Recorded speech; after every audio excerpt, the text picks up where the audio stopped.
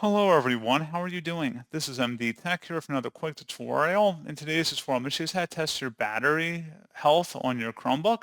So this should hopefully be a pretty straightforward process here, guys. And without further ado, let's go ahead and jump straight into it. So all I have to do is open up the system launcher and type in settings.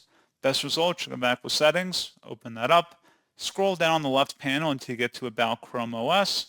And then on the right side, select where it says Diagnostics, test your battery, CPU, memory, connectivity, and more. And then you want to go and select the item that says System at the top. And if you had any batteries connected, so I'm actually on a desktop here, that's why it's not showing it. But if you were on a laptop, it should have your battery settings here. And you can see how it's being performed. You can run a battery test too. And that's pretty much it. So as always, thank you guys for watching this brief tutorial. I do hope that was able to help you out, and I do look forward to catching you all in the next tutorial.